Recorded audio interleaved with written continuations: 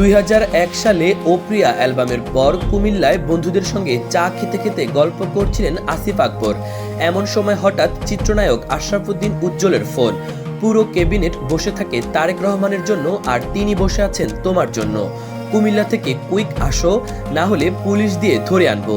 এই মজার হুমকিতেই শুরু হয়েছিল এক ভিন্ন ধারার সঙ্গীত যাত্রা, যার গন্তব্য ছিল রাজনীতির মঞ্চ। এই ফোন কলই হয়ে ওঠে এক গানের বৃত্তের সূচনা বিন্দু, যা শেষ পর্যন্ত 2025 সালে এসে পূর্ণতা পেল। বিএনপির জন্য গাওয়া গান দিয়ে শুরু, সেই বিএনপির গানই যেন গানের রাজনৈতিক গল্পে পূর্ণবৃত্ত টানলেন আসিফ আকবর। ঢাকায় ফিরে সিম্ফনি স্টুডিওতে কাজী নজরুল ইসলামের রণসঙ্গীত গাইলেন তিনি আবিদ রনির সঙ্গীতায়োজনে।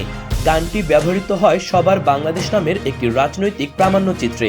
এরপর আর পেছনে তাকাতে হয়নি। একে একে গাইলেন মনিরুজ্জামান মনিরের লেখা ও জাবেদ আহমেদ কিস্তুর সুরে জন্ম তোমার, যুদ্ধে যাবার, নেতা হবার, সিপাহী জনতার একটি জ্বলন্ত রাজনৈতিক গান।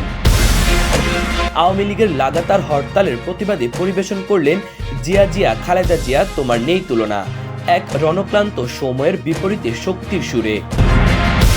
বিএনপির প্রেস উইংয়ের উদ্যোগে শায়রুল কবির খানের লেখা দেশদরদী তারেক রহমান গানটিও হয়ে ওঠে আসিফ আকবরের কণ্ঠে এক উল্লেখযোগ্য সংযোজন। ভারতীয় শিল্পী অমিতাভ চক্রবর্তীর কথায় ও সুরে গাইলেন ধানের শীষে হাসবে এসে পাকলে পড়ে ধান, যা পরে নতুন করে সঙ্গীতায়োজন করেন ইথুন বাবু। 2009 সালে দলের কাউন্সিল উপলক্ষে SI টুটুল ও ডলি সায়ন্তনীর সঙ্গে গাইলেন বন্ধু সাথীরা। এই গানে ছিল তৎকালীন প্রেস উইং প্রধান মারুফ কামাল খানের লেখা। বিশেষ চমক ছিল বেগম খালেদা জিয়ার ভয়েস ওভার, যেটি আসে আসিফ আকবরের ব্যক্তিগত অনুরোধে।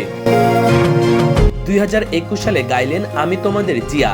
গাজী মাজহারুল আনোয়ারের লেখা জাবেদ আহমেদ কিস্তুর সুর করা গানটি লেখক নিজে দ্বিধায় থাকলেও আসিফ গানটি প্রকাশ করেন বিজয়ের দিনে 16 ডিসেম্বর।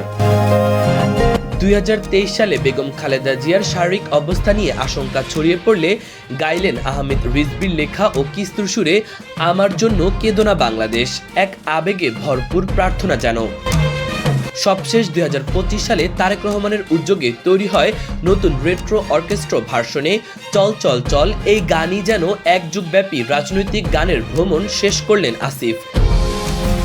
গানের বাইরেও আসিফ আকবর রাজনৈতিক সঙ্গীতের মাধ্যমে যুক্ত থেকেছেন দলের নানা উদ্যোগে। নিজের ভাষায় বলেন এই গানগুলো করেছি ভালোবাসা থেকে, মাঝখানে যদি কিন্তু মনে হয় এমন কোনো দ্বিধা ছিল না। আসিফের এই রাজনৈতিক গানের গল্প শুধু সঙ্গীত নয়, সময়, ইতিহাস আর ভালোবাসার এক অনন্য দলিল। দর্শক, ধন্যবাদ এতক্ষণ সাথে থাকার জন্য। ভিডিওটি ভালো লাগলে চ্যানেলটি সাবস্ক্রাইব করে দিন পরবর্তী ভিডিওর জন্য। ইমন তারুণ্য বার্তা।